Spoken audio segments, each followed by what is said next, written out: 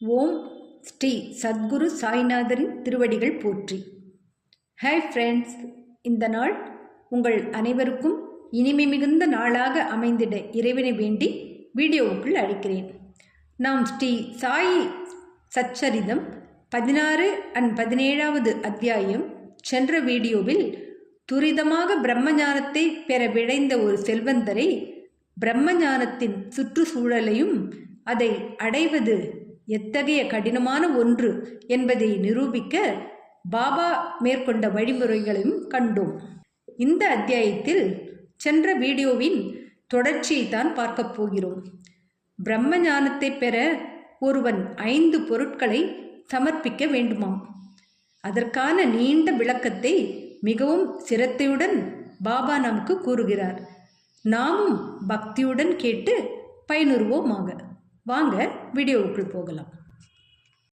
அத்தியாயம் 16 and 17 சென்ற வீடியோவின் தொடர்ச்சி. பிரம்மத்தினை கண்டுணர்வதற்கு ஒருவன் 5 பொருட்களை கொடுக்க வேண்டும். அதாவது 5 பொருட்களை சமர்ப்பிக்க வேண்டும். அவையாவன: 1. 5 பிராணன்கள், முக்கிய சக்திகள். 2. 5 உணர்வுகள், செயலில் 5, பார்வையில் 5. 3. மனது. 4. புத்தி.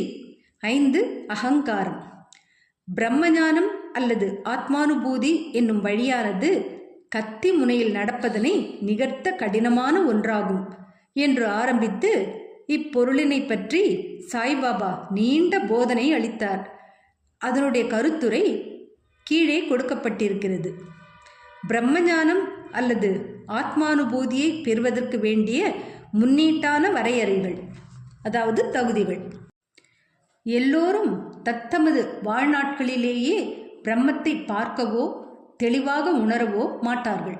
அதற்காக சில தகுதிகள் முழுமையுமாக தேவைப்படுகின்றன. 1.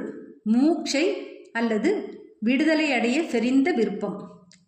தான் கட்டுப்பட்டிருப்பதாக நினைத்து தலைகளில் நின்று விடுபட வேண்டும் என்ற அந்த லட்சியத்திற்கே ஊக்கத்துடனும் தீர்மானத்துடனும் உழைப்பவன், மற்றெதை பற்றியும் கவலையுறாதவன் ஆத்மீக வாழ்க்கைக்கு தகுதி உடையவன் ஆகின்றான். 2. விரக்தி. இவ்வுலக மறு உலக பொருட்களின் மீதுள்ள வெறுப்புணர்ச்சி. இக பரங்களில் தனது செய்கையால் விளையும் பொருட்கள், ஆதாயங்கள், கௌரவங்கள் இவைகளை ஒருவன் வெறுத்தாலன்றி ஆத்மீக ராஜ்யத்தின் எல்லைக்குள் நுழைய அவனுக்கு உரிமை இல்லை. 3. அந்தர்முகதா. உன்முக சிந்தனை.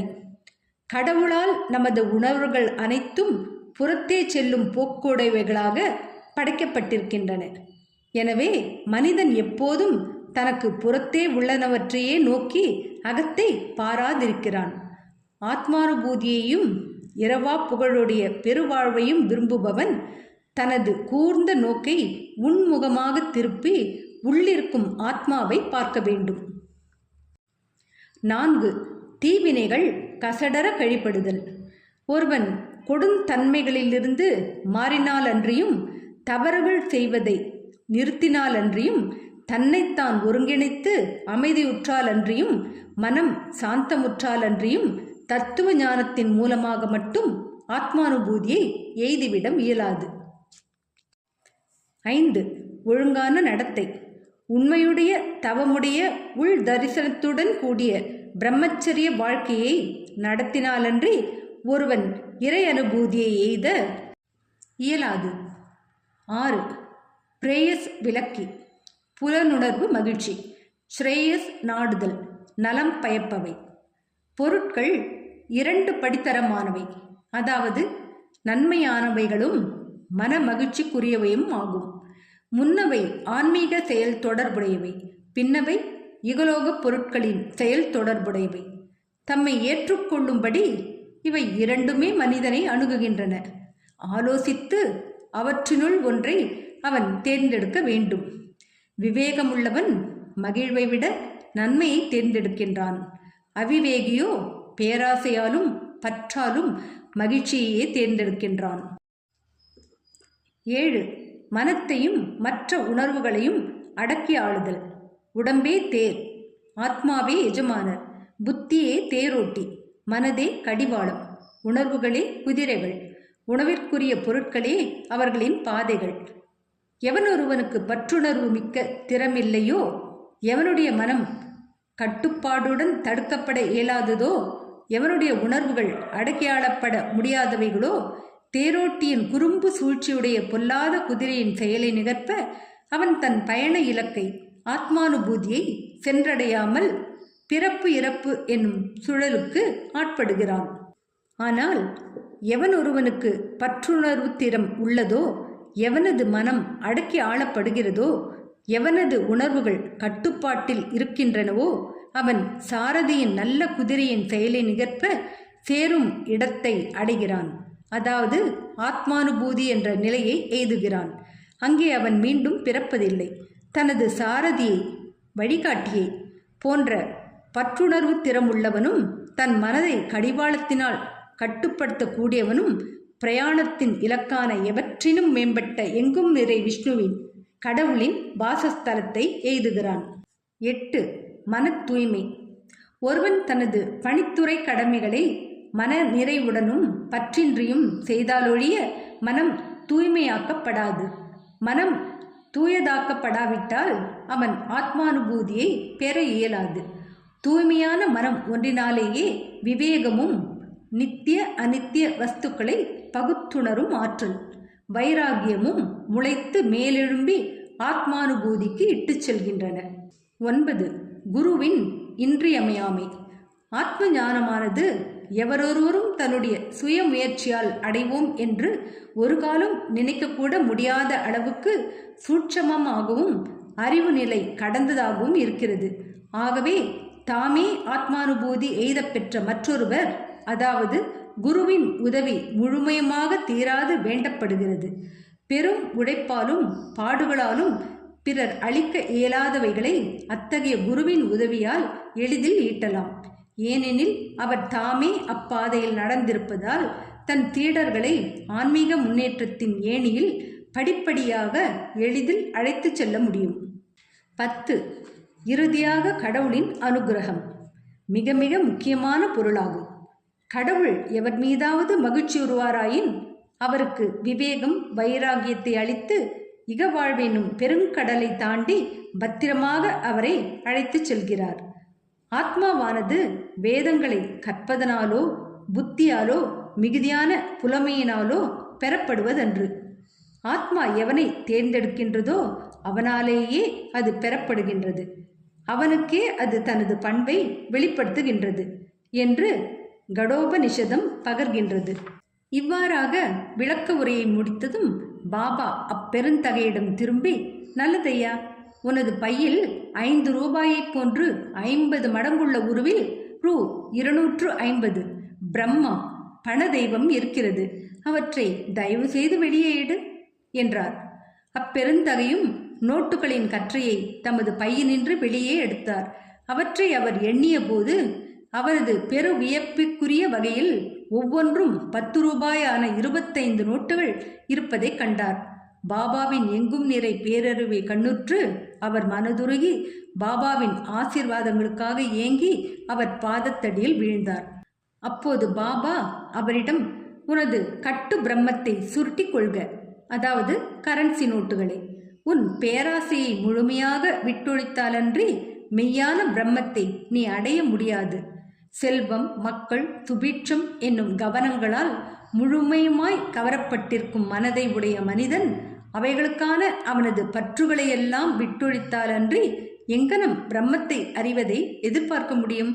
பற்றெனும் மாயத்தோற்றம் அல்லது பணத்தாசை என்னும் இருமாப்பு, பொறாமை என்னும் முதலைகள் நிறைந்த துன்பப் பெரு நீர்ச்சுழி ஆகும். ஆசைகளை நீத்தவனுக்கே சுழியை கடத்தல் இயலுவதாம். பேராசையும் பிரம்மமும் எதிர் எதிர் துருவங்கள். அவைகள் நிரந்தரமாக ஒன்றுக்கொன்று முரண்பட்டவை.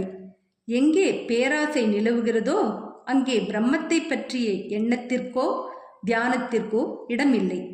பின்னர் எங்கனும் ஒரு பேராசைக்காரன் சாந்தத்தையும் பரகதியையும் பெற்றிட முடியும்? பேராசைக்காரனுக்கு அமைதி இல்லை, திருப்தி இல்லை, நிலையுறுதிப்பாடும் இல்லை. எள்ளளவு பேராசை மனத்தக திருப்பினும் கூட சாதனைகள், ஆன்மீக முயற்சிகள் அனைத்தும் பயனற்றவையே ஆம். தனது கர்மங்களின் விளைவால் அடையவிருக்கும் பழத்தின் அல்லது பயனின் ஆசை நின்று விடுபடாமலும் அவைகளின் மேல் வெறுப்புறாமலும் உள்ள நன்றாக கற்றறிந்தவனுடைய ஞானமும் கூட பயனில்லை. அது அவனுக்கு ஆத்மானுபூதியை பெறுவதில் உதவ இயலாது. அகங்காரம் முழுமையும் நிரம்ப பெற்று புலனுணர்வு பொருட்களையே சதா சிந்தித்து கொண்டு இருப்பவனுக்கும் குருவின் போதனைகள் கூட பயனற்றவையே. மன தூய்மையே அறவே தேவைப்படுகிறது. அஃதின்றி நமது ஆன்மீக சாதனைகள் யாவும் பயனற்ற வெளித்தோற்றமும் பகட்டு ஆரவாரமுமே அன்றி பிரிதில்லை. எனவே ஒருவனால் ஜீரணிக்க முடிந்த கிரகிக்க இயன்றவற்றை மட்டுமே எடுத்துக்கொள்வது நலமாகும். எனது கருவூலம் நிறைந்திருக்கிறது. எவனுக்கும் அவன் விரும்புவதை நான் அளிக்க முடியும். ஆனால் நான் கொடுப்பதை பெற்றுக்கொள்ளும் தகுதி அவனுக்கு இருக்கிறதா என்பதை நான் கவனிக்க வேண்டும். என்னை கவனத்துடன் கேட்பீர்களானால் நீங்கள் உண்மையிலேயே நன்மை அடைவீர்கள். இம்மசூதியில் அமர்ந்து கொண்டு நான் உண்மையை தவிர வேறெதையும் பேசவில்லை என்று உரைத்தார். ஒரு வீட்டிற்கு விருந்தினர் ஒருவர் அழைக்கப்பட்டிருக்கும் போது வீட்டை சேர்ந்தவர்களும் அங்கிருக்க நேரிடும். மற்ற நண்பர்களும் உறவினர்களும் விருந்தாளியுடன் உபசரிக்கப்பட்டு மகிழ்வெய்துவார்கள். அவ்வாறே மசூதியில் அப்போது இருந்த அனைவரும் பாபாவினால் பணக்கார பெருந்தகைக்கு பரிமாறப்பட்ட ஆன்மீக விருந்தில் பங்கு கொண்டனர். பணக்கார பெருந்தகை உள்ளிட்ட அனைவரும் பாபாவின் ஆசீர்வாதங்களை பெற்ற பின்னர் மிகவும் திருப்தியுடனும் மகிழ்ச்சியுடனும் அந்த இடத்தை விட்டு சென்றனர். பாபாவின் சிறப்பான குணாதிசயங்கள். தங்களது வீட்டை துறந்து காடுகளில், குகைகளில், துறவி மடங்களில் தனிமையில் இருந்து கொண்டு தங்களுக்கே விடுதலை அல்லது பரகதி தேட முயற்சிக்கும் பல முனிவர்கள் உள்ளனர். மற்றவர்களை பற்றி அவர்கள் கவலைப்படுவதில்லை. எப்போதும் அந்தராத்மாவிலேயே தம்மை மறந்து மூழ்கி இருப்பார்கள். சாய்பாபா அவ்வகையை சார்ந்தவர் அல்ல. அவருக்கு வீடில்லை, மனைவி இல்லை, மக்கள் இல்லை, சேய்மை அண்மை உறவினர்கள் யாருமே இல்லை. எனினும் அவர் இவ்வுலகத்தில் சமூகத்தில் வாழ்ந்தார். 4-5 வீடுகளிலிருந்து தமது உணவை அவர் இறந்து உண்டு எப்போதும் வேப்பமரத்தடியிலேயே வாழ்ந்தார். உலக விவகாரங்களை நடத்தி கொண்டு மக்களுக்கு உலகில் எங்கனும் நடக்க பழக வேண்டும் என போதித்தார்.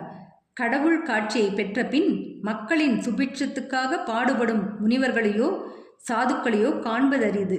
சாய்பாபா இவர்களிலெல்லாம் தலையாயவர். எனவே ஹேமத் பந்த் பின்வருமாறு கூறுகிறார்: இத்தகைய அசாதாரணமான அறிவெல்லை கடந்த விலைமதிப்பற்ற தூய்மையான மாணிக்கக்கல் சாய்பாபா. அவதரித்த நாடு ஆசீர்வதிக்கப்பட்டது, குடும்பம் ஆசீர்வதிக்கப்பட்டது, தூயவர்களாகிய அவரின் பெற்றோர்கள் ஆசீர்வதிக்கப்பட்டவர்கள். ஸ்ரீ சாயியை பணிக. அனைவருக்கும் சாந்தி நிலவட்டும். அடுத்த அத்தியாயத்தில் ஹேமந்த் பந்தின் எண்ண ஓட்டத்தை அறிந்த பாபா அவரை எங்கனம் ஆசீர்வதித்தார், திருவாளர் சாதே, திருமதி தேஷ்முக் கதைகள் இன்னும் பலவற்றை தெரிந்து கொள்ளப் போகிறோம். என்ன ஃப்ரெண்ட்ஸ், இந்த வீடியோ பிடிச்சிருந்தா லைக் பண்ணுங்கள், ஷேர் பண்ணுங்கள், சேனலை சப்ஸ்கிரைப் பண்ணுங்கள். எனக்கு இதுவரை சப்ஸ்கிரைப் பண்ணியுள்ள அனைவருக்கும் என்னுடைய மனமார்ந்த நன்றிகள். மீண்டும் அடுத்த வீடியோவில் சந்திக்கும் வரை உங்கள் அனைவருக்கும் நன்றி கூறி விடைபெறுகிறேன். வணக்கம்.